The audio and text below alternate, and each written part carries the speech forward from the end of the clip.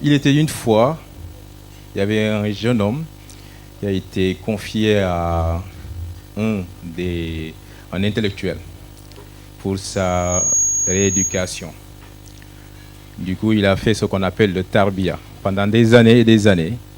Donc, il était avec ce vieux qui était son tuteur, qui l'avait enseigné, qui l'a formé sur le plan de l'éducation africaine, sur le plan de l'éducation sénégalaise, européenne et tout. Pendant 20 ans de tarbiya. Mais qu'est-ce qui s'est passé? Le vieux s'est éteint. Il s'est éteint devant et dans les mains de ce jeune homme. Seulement, ce jeune homme, il était là parce que le vieux, il était diabétique. Je parle sous le contrôle de Dr Diop, qui est là. Il était diabétique, il a fait peut-être une crise de diabète, mais il s'est éteint dans ses bras parce que le jeune homme était ignorant, il ne pouvait rien faire. Il était face à ce vieux qu'il a éduqué, qu'il a donné tout. Et par la suite, maintenant, il est parti en Europe, en France. Il a fait ses études là-bas et il a fui à travailler. Et une fois dans l'éducation nationale, en tant que professeur, on l'a emmené à faire un petit séminaire où on lui apprend ce qu'on appelle les gestes de premier secours. Et tiens, à l'issue de la formation, il a compris, il a su que s'il avait pris cette formation, s'il avait fait cette formation, il pouvait sauver en quelque sorte le vieux. Du coup, il a fait ce qu'on appelle un tourneur ou bien un virement de 180 degrés, en laissant tout ce qui est formation et compétences dans le domaine du droit, parce qu'il est juriste à la base, et il s'est concentré dans le domaine de la sécurité, dans le domaine du secourisme. Pourquoi? Pour apporter aujourd'hui sa pierre à l'édifice, d'où aujourd'hui l'éclosion de Senafrique Sécurité Secours. Donc Senafrique Sécurité Secours, il est là aujourd'hui. C'est une structure qui est là aujourd'hui pour apporter sa pierre à l'édifice et qui a comme sacerdoce pour que chaque foyer sénégalais qu'il y ait un secouriste. Maintenant, pour atteindre cet objectif-là, nous avons mis 2 voire 3 programmes et quelques plans d'action. Le premier plan d'action, c'était de passer par les établissements, d'où je remercie le principal du CEMS, Katubam, qui est ici présent, qui nous a ouvert ses portes. Et on a eu à former gratuitement plus de 270 élèves, plus le personnel enseignant. Maintenant, Senafrique ne s'arrête pas là, puisqu'il veut toujours, il s'entête là-dessus, pour atteindre ses objectifs aussi, que chaque foyer sénégalais qui est un secouriste, il a prévu de faire une tournée nationale. Mais cette fois-ci, aller rencontrer ce qu'on appelle les villageois, les associations et tant d'autres. Mais il ne s'arrête pas encore là. Il s'est dit, ils vont trouver une autre stratégie. Maintenant, on va se lancer dans l'audiovisuel, puisqu'on parle de Wiri Wiri, on parle de Pod et Marichou, mais nous, on va venir autrement. Autrement, c'est-à-dire, dans la comédie, on apprend à secourir. Mais je vais laisser cette partie-là où vous allez juger vous-même. Et autrement, maintenant, on va aussi faire tout nos possibles, tant au niveau des entreprises, tant au niveau des associations, des Badiengor et dans tous les secteurs, d'apporter cette solution de sécurité intelligente et autres. Je vais m'arrêter là-dessus, parce que l'inspiration commence à venir, je pense que le track commence à partir. Mais voilà, en quelque sorte, je vous souhaite, je suis très content aujourd'hui que vous avez répondu à l'appel. Et je remercie tout le monde en tout cas, en particulier surtout Gain de 2000 et les autres structures qui sont là en tout cas, qui sont venues en tant que personnes aussi. Mais je remercie tout le monde et je vous dis bienvenue et bon appétit. Merci. Moi, je viens d'une structure qui s'appelle Gain de 2000. Et donc, en fait, finalement, j'avais proposé à Shams de dire, est-ce qu'on ne devrait pas parler également de déshumanisation? Parce que lorsqu'on va à outrance dans la technologie, les liens en fait humains disparaissent. Parce que souvent, même on le regarde dans nos familles, des gens peuvent être dans une salle, pendant une trentaine de minutes, chacun est dans son téléphone, mais personne ne se parle. Et en fait, c'est là où finalement, il faut se poser la question de la déshumanisation dans le cadre de nos sociétés aujourd'hui. Et j'ai bien aimé dans les petits entretiens, j'ai discuté avec un monsieur de Mariba, Mariba ou Makarima, voilà, Makarima, qui est dans l'éducation et puis qui me disait, en fait, ce qu'ils essaient de faire, c'est de favoriser en fait, l'initiation des enfants à l'éducation à partir des comptes qui ont disparu, les comptes Amadou Koumba, Coach Barma, et que même certains d'entre nous ne connaissent même pas, parce qu'effectivement, ils ont pris cette technologie-là complètement, et finalement, on se rend compte que les gens quasiment ne lisent plus. Et quand il m'a dit ça, je dis, mais moi, j'ai un problème dans mon quotidien, c'est qu'à chaque fois que je parle, je réfléchis quel est le support le plus utile pour accompagner quelque chose qu'on veut faire. Et donc, moi, je me dis, il parlait de sacerdoce tout à l'heure, je dis, j'ai une déformation dans mon métier qui fait que je me dis toujours, il faut simplifier la complexité. Et c'est ça, simplifier la complexité, c'est quoi? C'est ce qu'apporte l'outil informatique. Et donc, lorsqu'on parle de digitalisation, on est un peu dans... Aujourd'hui, et je me rends compte que il y a beaucoup de choses qu'on veut faire dans nos procédures quotidiennes. On se rend compte que si on pouvait le faire sans se déplacer ou sans avoir un contact physique avec quelqu'un qui peut être désagréable, on se sentirait beaucoup mieux dans ce qu'on est en train de faire parce qu'on utilise le support numérique. Et donc, je reviens un peu sur mon entreprise. Et donc là, nous accompagnons, tous les acteurs en fait, du commerce extérieur dans la collecte des documents électroniques qui doivent aller dans une autre administration.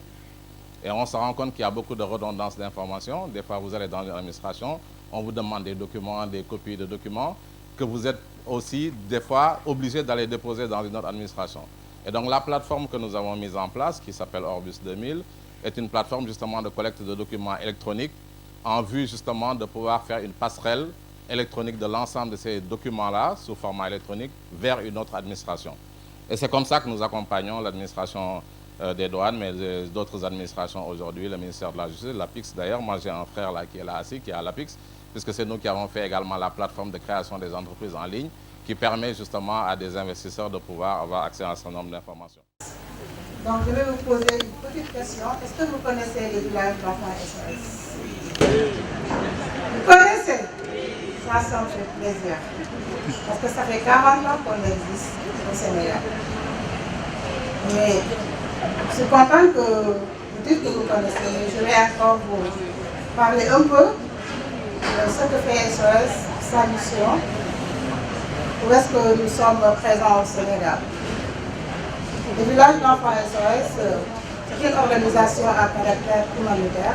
Nous travaillons dans le social. Nous prenons en charge des enfants de 0 à 18-20 ans. Et nous les prenons en charge de tous les plans. Éducation, santé, loisirs, tout. Notre groupe cible, c'est les enfants orphelins. Ce sont ces enfants que nous visons, les orphelins totaux, les orphelins partiels. Mais puisqu'il y a des enfants qui ne sont pas ni orphelins, ni totaux, ni orphelins partiels, mais qui sont dans le besoin, ces enfants aussi, nous les prenons en charge à travers d'autres programmes. En réalité, j'ai le privilège d'être parmi les premiers qui ont eu à accueillir M. Aïdara. Et je vous assure, ça n'a pas été très long. Il a été dans mon bureau. En une seconde, il m'a exposé son projet et je l'ai pris, en fait, sans trop réfléchir. La seule crainte que j'avais d'ailleurs, c'était de croire que je ne pourrais pas accéder à ces services parce que simplement ça devrait être payant. Et il me dit non, M. Sall, je ne vous demande rien, seulement le cadre et tout le reste sera à nos charges. Et je n'en revenais vraiment pas. Mais ma surprise sera plus grande encore. Le jour où ils vont venir chez nous pour faire leurs prestations. Que ce soit le personnel enseignant, que ce soit les élèves, nous tous nous étions ébahis. Ébahis de notre ignorance. Et pourtant, on croyait tellement savoir, on croyait tellement avoir des réponses lorsqu'il y a une vie en danger. Et alors, quand il a fini d'exposer, alors on a compris franchement. On a compris qu'on était en déperdition parce qu'ignorant les choses les plus élémentaires en secourisme et en sécurité. Manque d'éducation, c'est une question de sécurité nationale.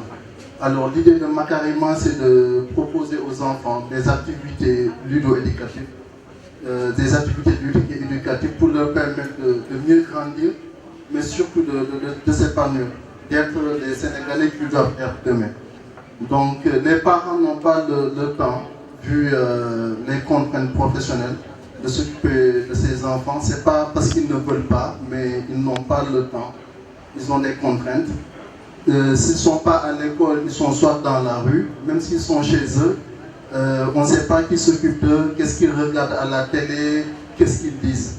Alors le programme de Makarima leur permet de rencontrer déjà d'autres enfants, de pouvoir tisser d'autres relations, de faire des choses qui vont développer leur éveil, de développer le génie créatif qui sommeille en eux, et puis les accompagner et permettre à ses parents quand même d'avoir entre leurs mains des enfants épanouis et bien éduqués. Je pensais me lancer dans l'entrepreneuriat bien plus tard avec un mentor, des personnes déjà dans le domaine. Et puis finalement, je me suis rendu compte que j'avais toutes les cartes en main. Ma communication se base essentiellement sur des solutions pertinentes, donc en accord avec les enjeux des clients, des solutions qui font écho à la vision des clients, des solutions qui ont du sens et qui sont dans, comment dirais-je, qui sont dans l'air du temps, qui sont en accord avec ce que les gens vivent, qui parlent aux gens. Alors, dans cette démarche-là, j'ai décidé donc de lancer mon concept, dont la promesse est l'agence qui surfe sur les tendances, donc une agence qui cible pour ses clients, une agence qui agit en accord avec ses clients et finalement pour la satisfaction de ses clients. Et comme je suis partisane de la diversité, j'ai décidé que la communication, c'était pas assez. Je me suis lancée aussi dans le secteur du design parce qu'effectivement, c'est un secteur qui est en plein boom. Et c'est aussi des études que j'ai eu à faire dans mon cursus. Et je me rends compte que le Sénégal est aujourd'hui une scène créative, une scène remplie de potentiel en termes de création, d'innovation, de tout ce qui concerne l'art. Et je me suis dit, oui, je vais y aller pour le design. Et c'est du design de communication. J'ai appelé ça, c'est un concept que j'ai créé, design de communication, espace et volume.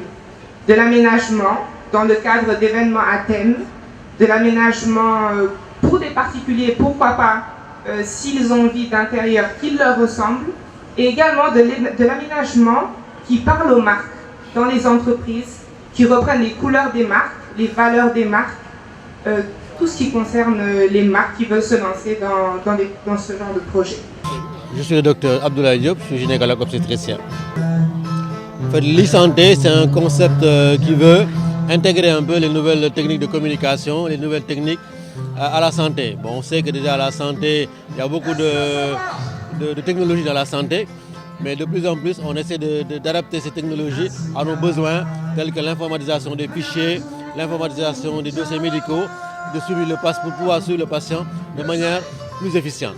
De plusieurs manières, la technologie permet déjà de vulgariser, puisque les gens sont déjà très connectés au niveau de leur smartphone, au niveau des réseaux sociaux, au niveau des applications. Donc créer des applications où on donne un peu des conseils sur les premiers secours, sur les bons gestes à obtenir ou à avoir lorsqu'on tombe sur certains accidents, pourrait permettre un peu aux gens d'avoir la bonne attitude si jamais ils sont s'ils sont confrontés en temps réel à ce genre de situation. Bonsoir, je m'appelle Shamsidine Aïdara, je suis le directeur général de Sénafrique Sécurité Secours. En fait, c'est juste un groupe de jeunes Sénégalais et quelques experts aussi, on peut dire ainsi, qui ont fait leurs études à l'extérieur et qui ont décidé ensemble de réfléchir sur les questions de sécurité au Sénégal et en Afrique de façon générale. C'est dans ce sens-là que moi personnellement j'ai ouvert la structure ici à Dakar, au Sénégal, il y a 2 ans en tout cas, et qui œuvre dans le sens de la recherche dans un premier temps de solutions de sécurité intelligentes qu'on propose et qu'on offre aussi non seulement aux entreprises mais aux Sénégalais. Et qui parle de solutions de sécurité intelligentes, on parle de 2 à 3 programmes. À savoir, l'un des programmes, c'est la lutte contre l'insécurité au Sénégal et en Afrique. Comment vaincre l'insécurité au Sénégal et tout. C'est des questions qu'on réfléchit et des projets qu'on met en place, qu'on peaufine et qu'on mène.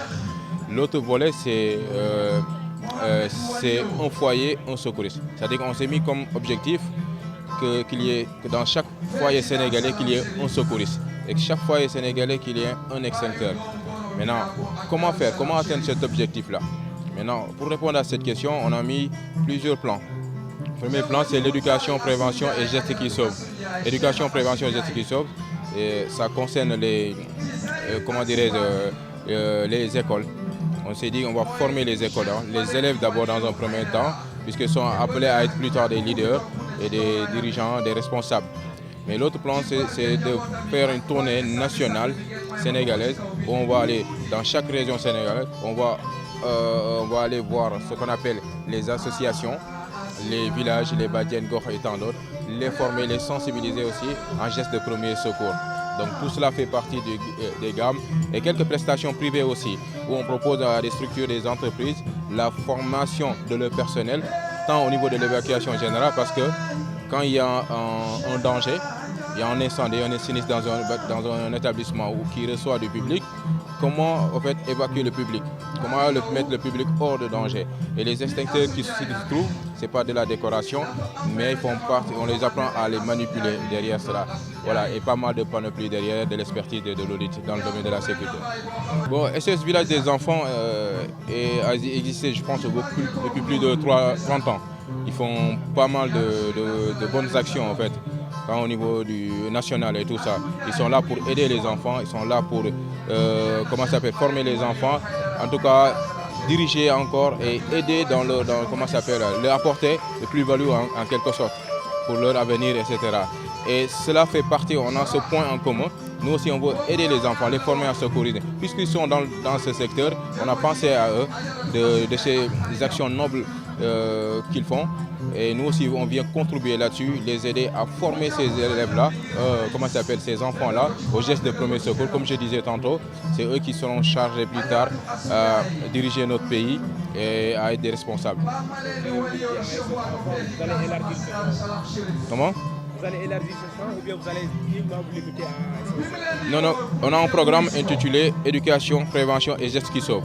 On a déjà lancé ce programme-là au CM4 Urban, où je remercie l'inspecteur de l'IF, le principal de passage.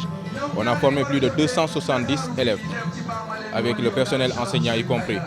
Donc on a mis ce programme-là pour tous les établissements publics de l'État, où on va les former, mais aussi les établissements privés. L'idée, c'est de faire un partenariat avec les écoles, les établissements, former les élèves, former les enseignants aux gestes de premier secours. Donc inculquer, mettre le secourisme dans le milieu scolaire. Et plus tard aussi, à long terme, ça c'est l'objectif à court terme, l'objectif à long terme, mais former des formateurs qui vont maintenant assurer la relève et la pérennité aussi de ce programme. D'accord, dans ce sens-là, il n'y a pas longtemps, on m'avait posé cette question-là, où il y a pas mal de violences qui sont passées récemment, surtout à Tambacounda, je parle en l'occurrence, et tant d'autres. On est contre la violence. La question qui se posait, c'était c'est quoi le rôle d'un agent de sécurité? Est-ce qu'un agent de sécurité est quelqu'un qui est là pour répondre? Non. Est-ce qu'un agent de sécurité doit s'aimer peut-être la violence? Non. Un agent de sécurité, c'est quelqu'un qui est formé en sécurité. Et c'est quoi la sécurité? C'est l'ensemble des mesures préventives, prévisionnelles, législatives, dans le but de quoi? De protéger les biens et les personnes. Et ayant comme objectif d'anticiper les dangers, de remédier à ces effets, de diminuer les risques et de faciliter l'intervention des secours en quelque sorte. Maintenant, si un agent de sécurité est conscient de cela, avec une bonne formation non seulement en communication, une bonne formation en sécurité incendie, une bonne formation en behaviorisme, le comportement, et une bonne formation aussi dans le cadre du secourisme et aussi l'état psychologique aussi de l'agent, je pense qu'on ne verra pas ces genres de cas qu'on a vu dans les élections. Maintenant, pour une élection, en fait, il faut comprendre une chose. Quand il y a une caravane, ils font la navette, ils font une tournée. Maintenant, quand il y a une caravane, il doit quitter un point A pour arriver à un point B. Il y a une étude qui doit se faire en amont, pendant et après. Donc, c'est des études d'expertise qui doivent se faire et tout. C'est la question que je me pose. Est-ce que ça a été fait? Parce que lorsque vous savez que entre le point A et le point B, qu'il peut y avoir tel risque qu'on évalue, je pense qu'il faut chercher aussi des alibis et travailler ensemble avec la sécurité publique, la police et la gendarmerie et tout ça, pouvoir les alerter, pouvoir échanger et travailler avec eux. Donc c'est quelque chose que nous, on déplore, mais que nous, derrière aussi, on propose ces solutions-là et tout. Voilà, on n'a rien contre ces agents-là, mais seulement on les appelle à venir se faire former, en quelque sorte.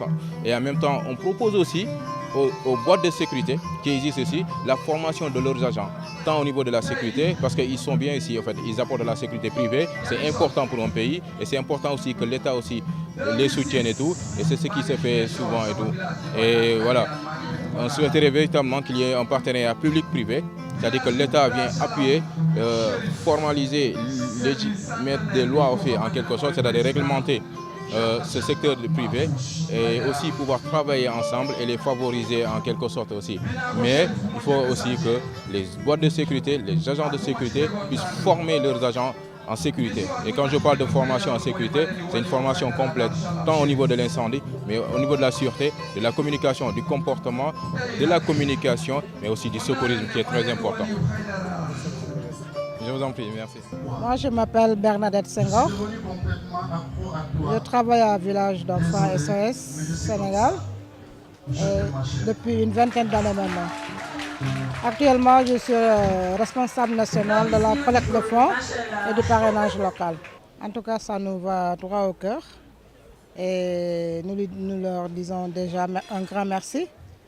Parce que, comme vous le savez, nous avons en charge beaucoup d'enfants au village de Dakar où ils vont commencer. Nous avons à peu près 150 enfants qui sont là-bas, 15 mères SOS, 8 tantes, et sans compter le personnel administratif et le personnel d'entretien. C'est une grande équipe qui vont venir. Ils ont promis de venir former et ça sera bénéfique aussi bien pour le personnel que pour les enfants et les jeunes du village d'enfants SOS. Bien sûr, c'est ce que nous espérons. En tout cas, ce qu'ils ont promis, si ça se réalise, ça sera bénéfique pour nous, pour les villages d'enfants SOS, pour les enfants, pour les mères et pour toute l'équipe qui est derrière ces mères-là. Ça sera bénéfique. L'appel, c'est d'inviter la population sénégalaise à venir soutenir les actions des villages d'enfants SOS. Comme le fait aujourd'hui ces partenaires-là, Sen Afrique Sécurité Secours. Vous pouvez soutenir les villages d'enfants SOS à travers le parrainage, à travers des dons spontanés, à travers le financement de projets. Nous avons beaucoup de projets qui sont là, qui sont rédigés, qui n'attendent que d'être financés. Et nous comptons sur des partenaires comme Sen Afrique Sécurité pour nous aider à améliorer la prise en charge des enfants que nous accueillons. Je vous en prie, merci.